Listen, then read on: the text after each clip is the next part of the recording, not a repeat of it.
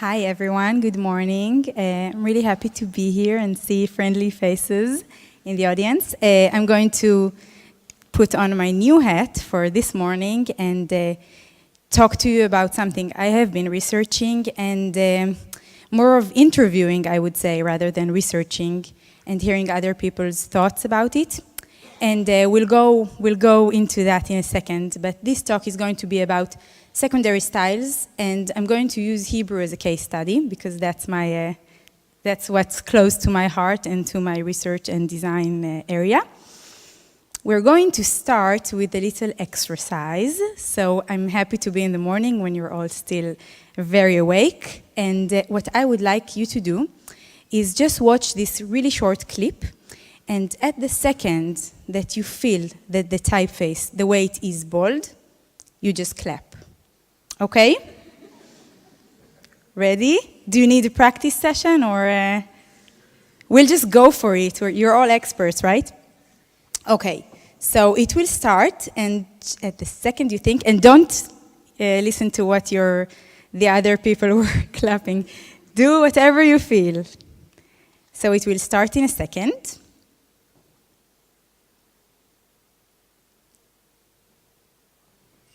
In a second.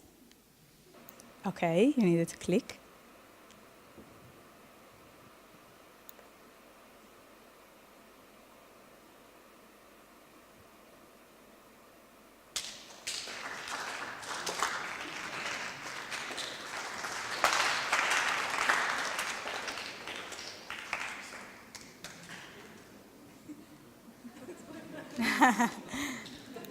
Okay. Good. Now it gets lighter again, and in that time, this is my bit about variation fonts in this talk. I'll thank Lawrence, for this was done in the Axis Praxis, and it's Assistant Font by Ben Natan, an Israeli designer. Just another heads up, I do show here lots of typefaces, but I didn't want to burden you all with their names. So if you find any specific typeface intriguing, please see me after, and I'll be happy to give you more information about it. So we can start with a personal confession of mine.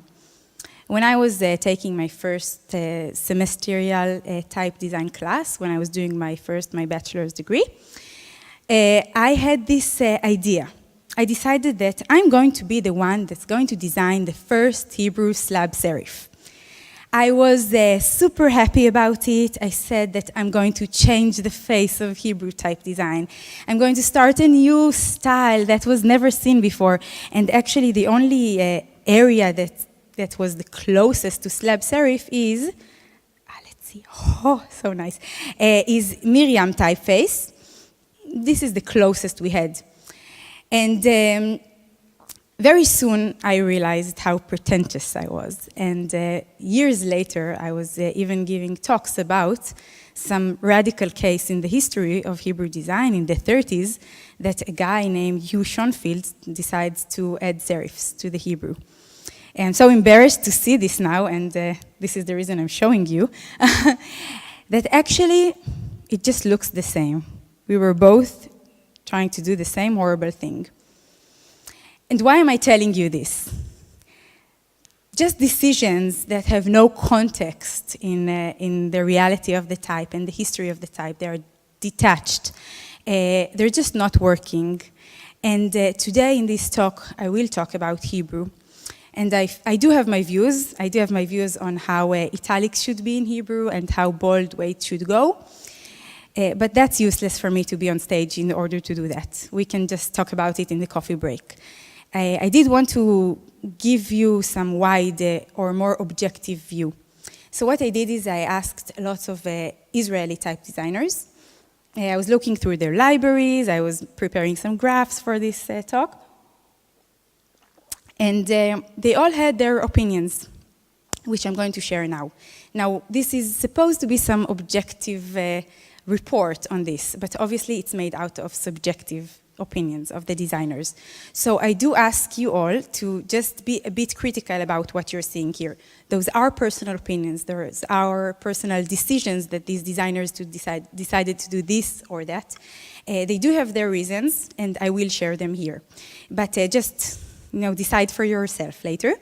And another tiny note before we go into that, I didn't include the biggest type foundry in Israel in this report because I think they have so many typefaces and their considerations for the weights or the styles are not really coming from this either educational or wanting to change the face of Hebrew type. So I didn't include them. They truly have hundreds of typefaces which are in, you can imagine, very different levels. And after I was researching the Hebrew, I got in touch with friends and colleagues that are working on other scripts, non-Latin scripts, and asked them how these secondary styles work in the scripts that they're working on. So we have a bunch, and we also have some people here that you can go to later and ask, because I will report you some of what they said in context to the Hebrew, but please feel free to approach them and ask them a bit more. It's super interesting.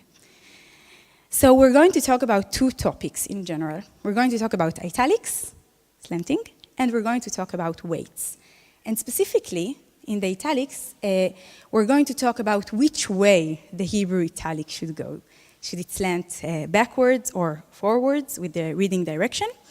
And we're going to talk about weights. What is considered a bold weight? Similar to the exercise we just did. Actually, I was surprised by your answers, clapping.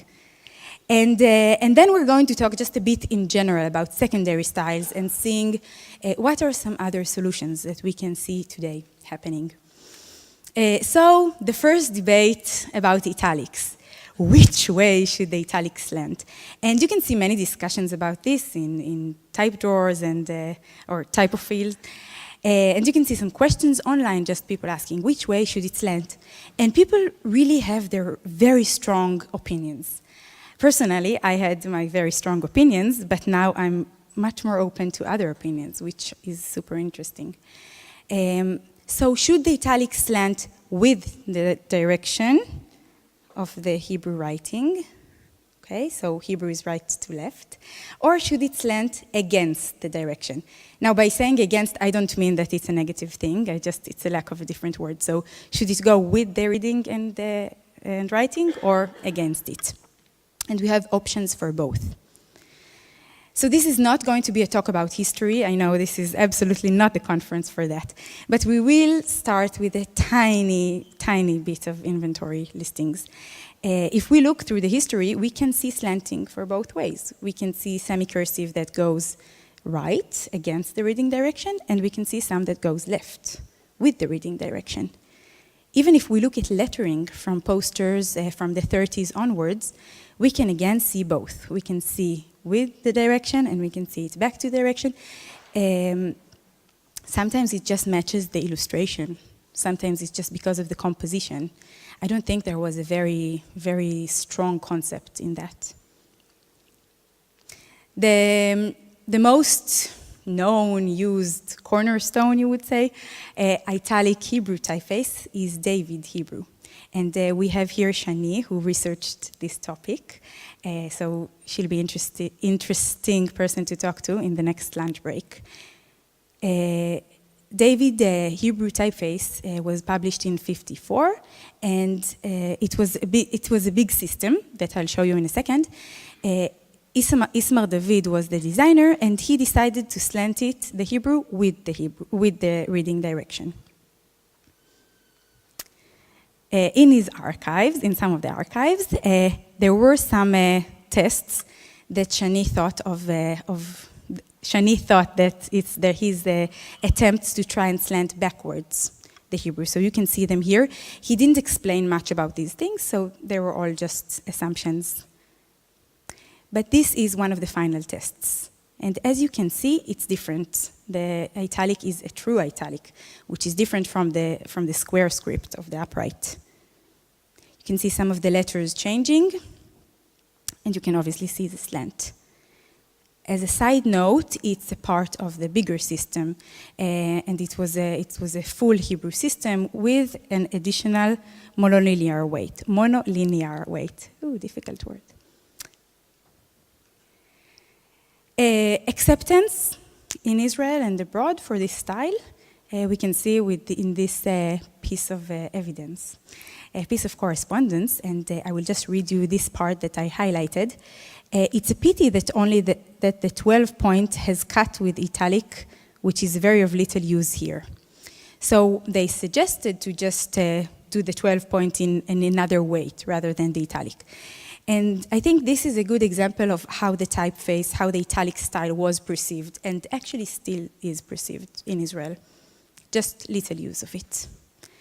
And after all the trouble Ismar David took to design the true italic, we can still see on the streets the mechanically slanted or the oblique style, which is against the direction. So as I said, these things are not complete truths. And we can see here another part of the history.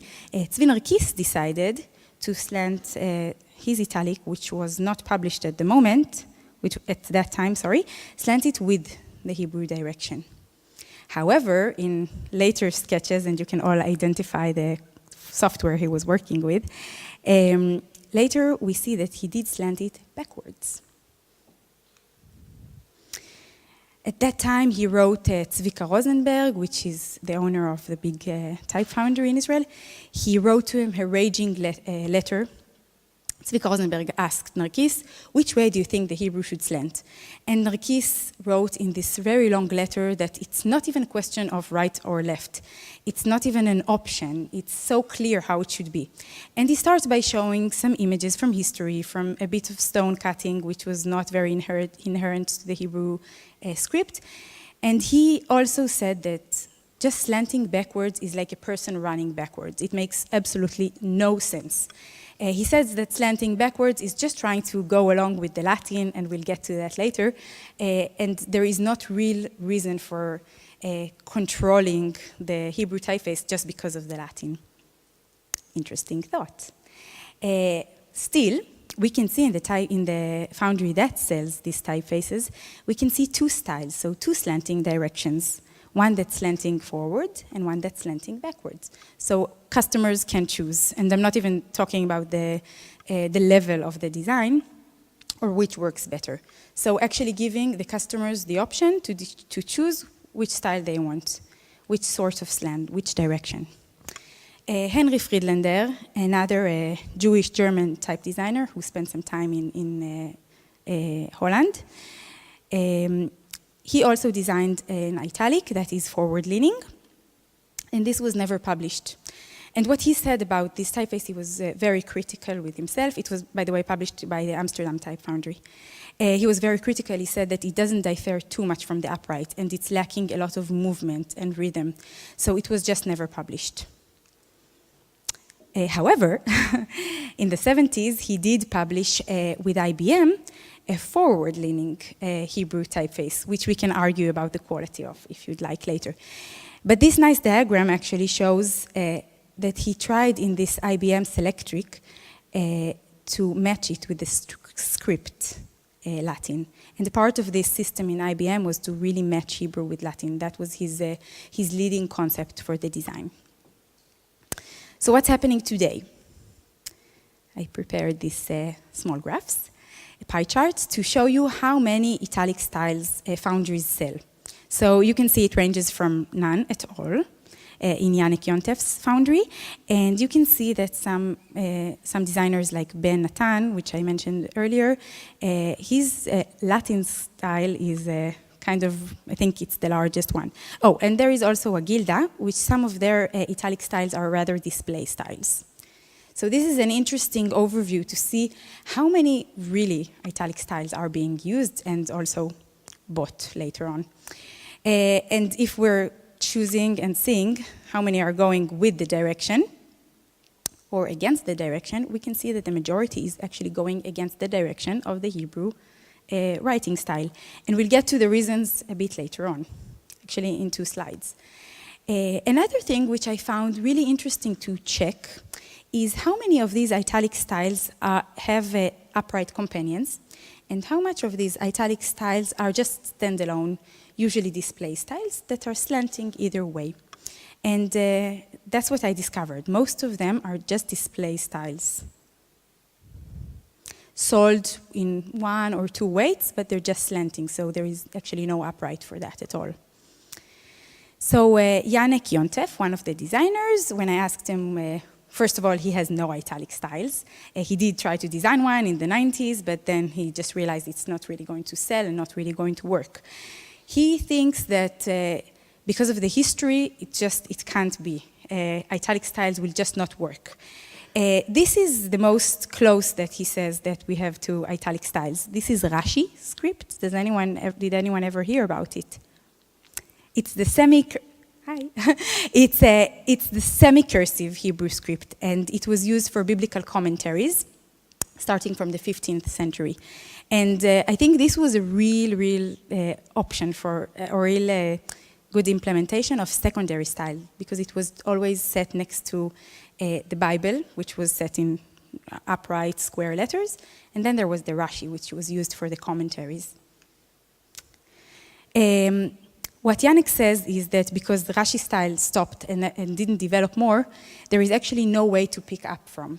And if we're just looking at calligraphy, which you can see here that is slanting in both major styles of Hebrew, he says that it's not happening because there is a real need to slant. It's just because of just making it easier for the scribe to write. So he first writes the roofs quickly of the letters, and then he draws quickly the stems, and this is why it's been slanting. So it's not a real reason for him to actually design Hebrew italics in the reading direction. He supports, Janek supports slanting backwards. Michal Sahar, which you might heard last year in TYPO Berlin, she thinks, like Janek, that Hebrew should go backwards. Her reason for this is just the Hebrew handwriting. Now, I didn't want to show you handwriting here. I think it's rather useless because we're talking about type. So I tried to find the closest thing we have, and those are just writing manuals. And here you can see that the Hebrew is slanting backwards. However, as a left-handed, I can say that there are some options that the Hebrew slant forward. Here you can see an example from a specimen from the Jerusalem Type Foundry. And you can see both slanting directions. Michal feels that David italic typeface is a bit archaic, and slanting forward is too heavy and lacks movement. She feels it works better when it's slanted backwards. Shows it becomes a bit lighter and a bit more flowing. On the other hand, we have Ben, which is a younger designer. And Ben designed an italic typeface, which is a true italic typeface. And he thinks it should lean with the reading direction. A bit of his process is interesting to see, because Ben started just with the free calligraphy, and then he was trying to come up with the alternative shapes that would differ a bit from the upright. And later on, he was just drawing with pencil on the upright. He was drawing the italic forms to see what there is now. Another reason of designers, Oded Ezer mentioned it, is just going along with the Latin. So you can see here in his website, he mentions that it includes English, okay, which is slanting backwards, okay? His Hebrew italic is slanting backwards. And he also says that it is supported in history. We do have some examples of history, which you saw earlier, of Hebrew slanting backwards. And it matches Latin, so it's basically a win-win situation for him. Here are some examples of these italic styles in use. And to be honest, it took me a while to locate them. It included some emails to designers asking them to send me some fancy news images so I can show you. There aren't many. It is really hard to find them. And online, there aren't almost any at all of web fonts. When I was taking the plane here to Berlin, at the minutes I wasn't talking to my friend to the row, which was looking at me very oddly when I told her that I designed type. She asked me to help her choose typefaces, by the way. It was a nice plane ride. I thought about this vicious circle of italics. So, first of all, there are no Hebrew italics. That's the situation that there is now, almost none. Because there aren't any at all, almost, graphic designers just don't use them for their designs, for their book design or for their poster design or whatever, because there are that few. And if there are that few, then type designers wouldn't design anymore because there is no audience for that. No one would buy them. And we go back to square one. There are almost no Hebrew italics. Let's just look a little bit at other scripts. So this is a photo I got, an image I got from Vibav. It was suggested in the late 50s by the monotype Indian offices. The type drawing office decided to try and make an italic Devanagari. So not only slanting, but also getting some different forms for the letters.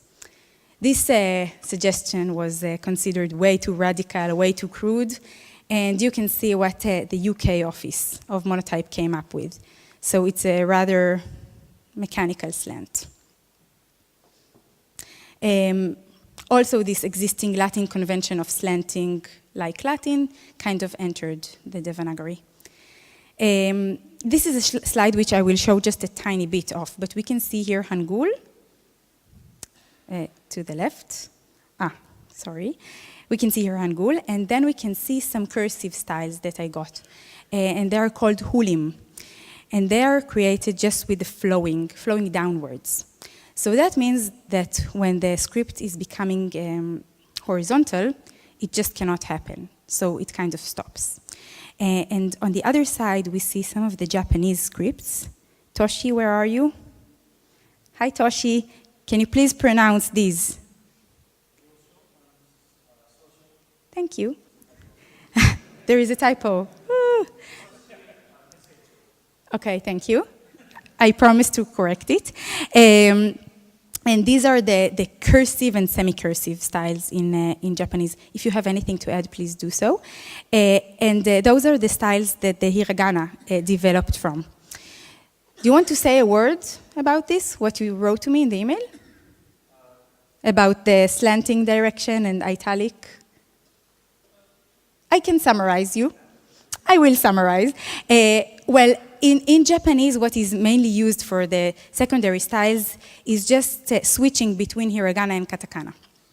So at the moment, it's hiragana as the primary style, and katakana is just inserted, not just, is inserted, and is used for secondary styles. So this Western concept of slanting is just not really relevant. Second topic, bolds and weights.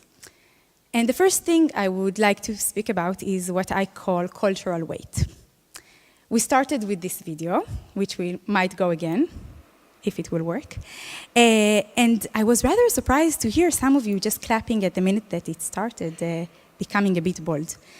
This is what most Israelis would consider as bold already. This is how Hebrew bolds look, like in newspapers, for instance. So you can see a very, very, very delicate difference between the regular and the bold. And this is what we're kind of accustomed to see. I didn't find it even a bit awkward. We're pretty much used to these minor sensitivities to kind of know what is the emphasis in the text. And these are a few examples from typefaces, from recent typefaces, from a few years ago. When I was in Reading, and again, I'm showing you kind of sketches I did some time ago, I designed the regular, and then I decided to design the bold. And I got to, I think it was Gerard Unger, who told me, okay, yeah, this is not a bold. And then people just kept like coming and looking at my screen, and everyone was just like, this is not bold, what's happening? This is semi-bold if we're really generous with you, but this is nowhere near a bold.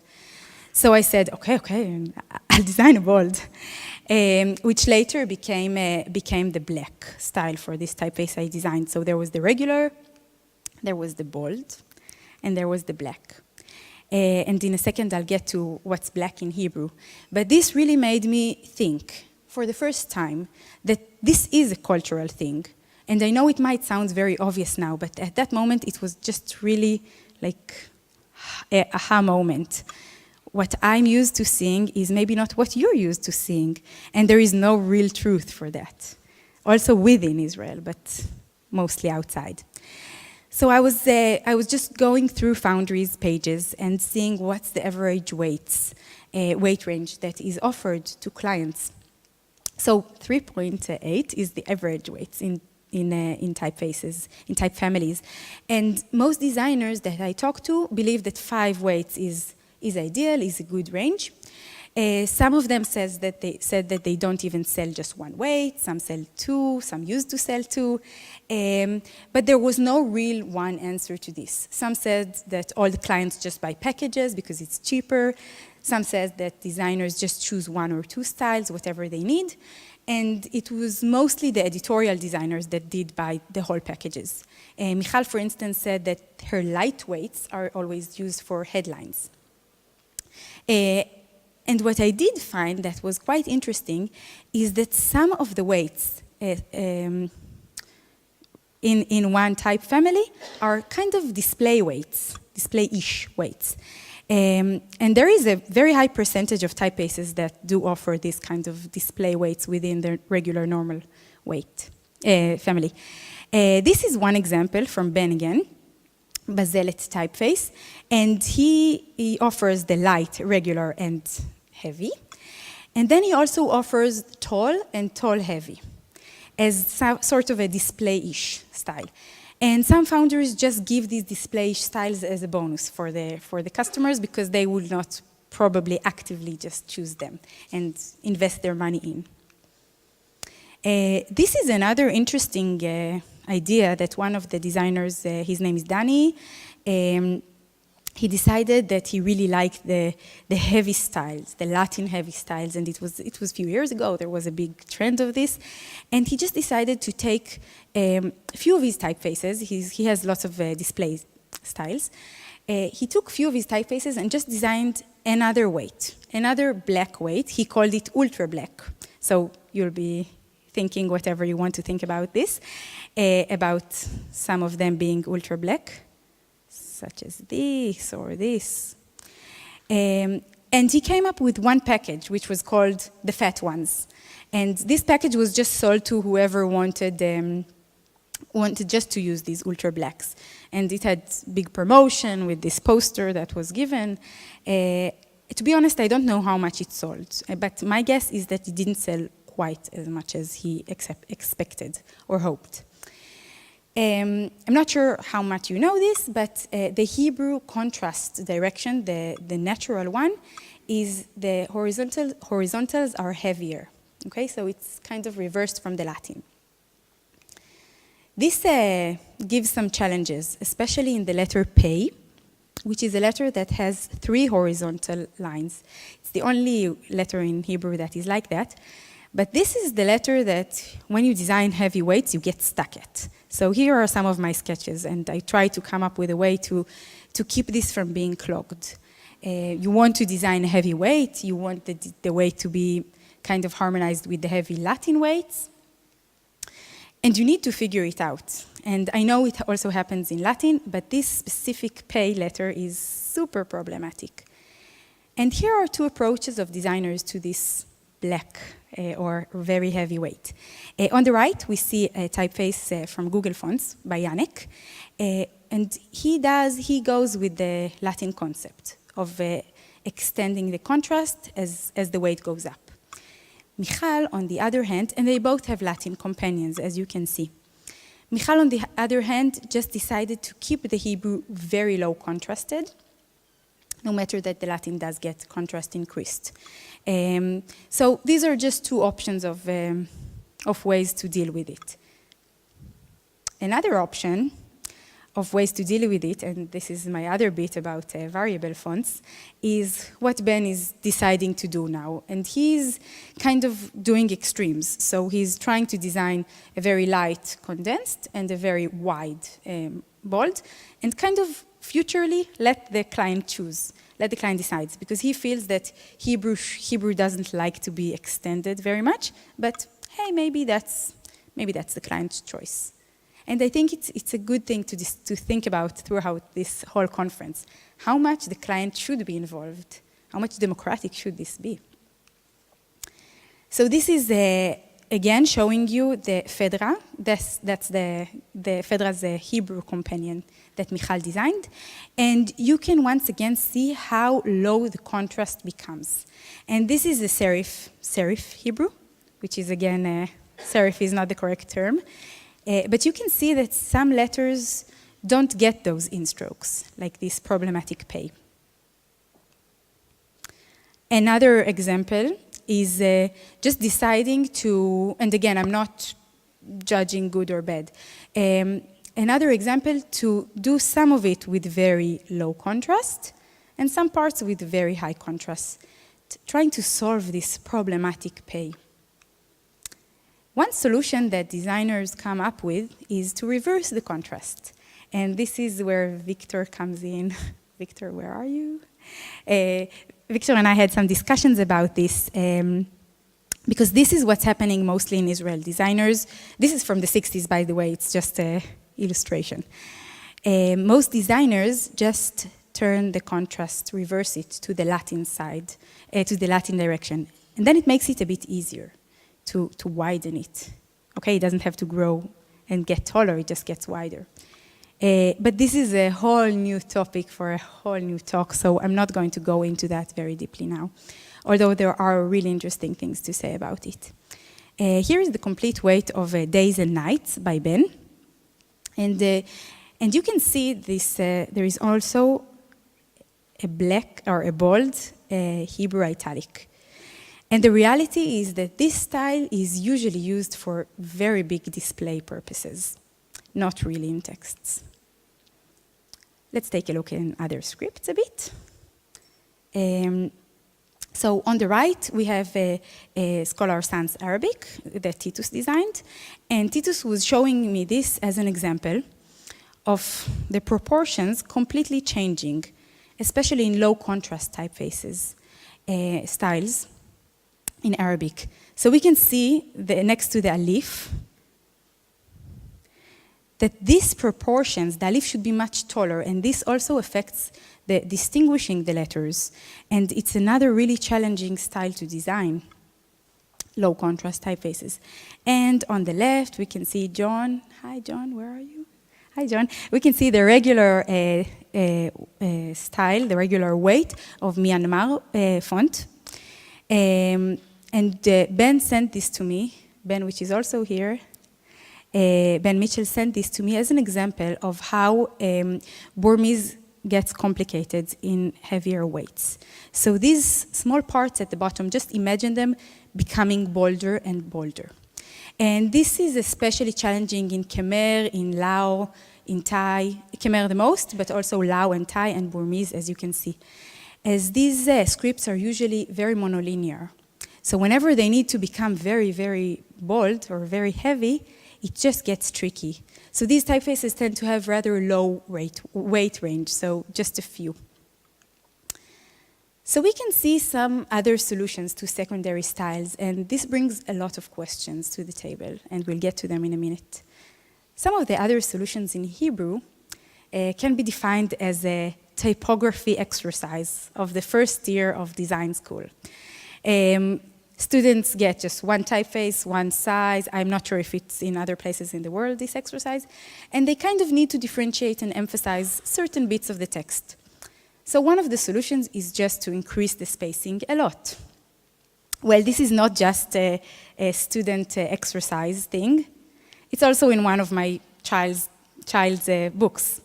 So you can see how the Hebrew gets emphasized all of a sudden, very wide spacing. And when I was on this famous plane ride here to Berlin, I spotted something that I thought would be kind of amusing to see. Latin gets the same treatment of Hebrew secondary styles, so spacing just becomes very, very wide. By the way, you can see uppercase with the Latin, very common. These are some images from Shani. One of the very few examples of David italic really in use. You can see it here. You can see that it's very, very distinguishable. But some of the other solutions are just choosing another typeface in a different style, in a different weight. Also underlining and a different typeface to begin with. And this is something else I found, just choosing a different typeface, heavier, and also setting it quite differently. So there is no way you're going to miss that you need to put emphasis on this sentence. Another interesting idea which I didn't find many examples to, sadly, is just to use the display weights as emphasize. So actually not doing heavier weights, but just using the taller weights to distinguish a bit in the text that you want to do. And another option is just to use the mix the sans and the serif styles of one typeface. So it's two typefaces, a Meashen sans and a Meashen serif. And you mix them, and that's how you get your differentiation. Tiny bit about other scripts. You can see some examples for Hangul, and the secondary styles are sometimes taken just from Latin with the underline or with this bolder weight. You can see this example of Devanagari. This is a bibliography in Devanagari, and what Vaibhav told me is that actually in real life, people that are just setting with Devanagari are just using what they have. So it doesn't take too much thought or not enough to influence and come up with a secondary style. And you can see the same treatment, by the way, in this document for the Latin here below. So no different weights, just tiny bit of different settings. Some examples from the Brill project by Titus is just using another different Arabic style. And another option, which was actually used to differentiate Latin at the italics, to differentiate in Latin earlier, is just using a different color also. I'm not sure how much it shows. And the one conclusion is that there are no conclusions. And it would be really nice to use this sort of talk or review to open a discussion about this. It's an interesting topic, and it's a relevant one. So some of the questions that this made me think of, and you might have your opinions, I'll be interested in hearing. Maybe Hebrew italics were never really meant to evolve. Do we maybe need to stop trying to come up with italics and just see what happens, what naturally evolves, not try to create it or force it in any way? Maybe David Hebrew and the fact that it didn't really catch culturally is just telling us that we are incapable of embracing another style or a secondary style, and we should just stay with what we have, these underlines, this other stuff, and maybe come up with different creative solutions. And should we even have several weights? Should we even try and aim for the blacks? If it's so problematic for the script in its contrast direction, in its natural contrast direction, should we even try and make them ultra black? Should I really insist on solving this pay issue? Maybe not. And this also brings some world scripts questions or non-Latins. Do we need to impose those styles just because that's the Latin way to go, even if they're not inherent to the script? It's very easy to see this in the slanting, but I also find it something worth thinking about in the weights. And then let's talk a minute about these B and I buttons that everyone outside this room probably use. Maybe this is what's rooting this convention. Maybe this is what clients expect us to have. Maybe whoever uses whichever software that allows him to click makes it be legitimate to have these styles. Come on, where is my italic? Where is my bold? Or do we maybe just need to let this be? Maybe it's time for a change. Maybe it's not. And I think my most the biggest thought that stayed with me is that maybe this trying to match the Latin all the time, maybe it's just a provincial thought of us kind of praising the Latin and thinking that the Hebrew should go along with it. Maybe harmony is not even a factor.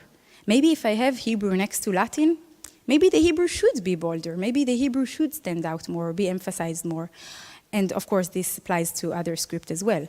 Maybe they don't need to harmonize. And I spend so much time during my daily work trying to harmonize the scripts. And I keep on saying, I am not matching, I am harmonizing, I am staying loyal to each script. Maybe I shouldn't spend so much time on trying to harmonize. I don't know. These are some questions. But what I did want you to stay with, I started with this embarrassing story from my first course in type design in a bachelor degree. What I did decide to do at the end is to do a revival for a slanted Hebrew in the reading direction, which is my personal view, by the way. And I revived it from one of the posters in the 60s. And that's it. I would like to thank really everyone who helped me with so much joy and big hearts, and also Jerry, who I forgot to write. And thank you all for listening in this hungry hour, I would say. Thank you very much.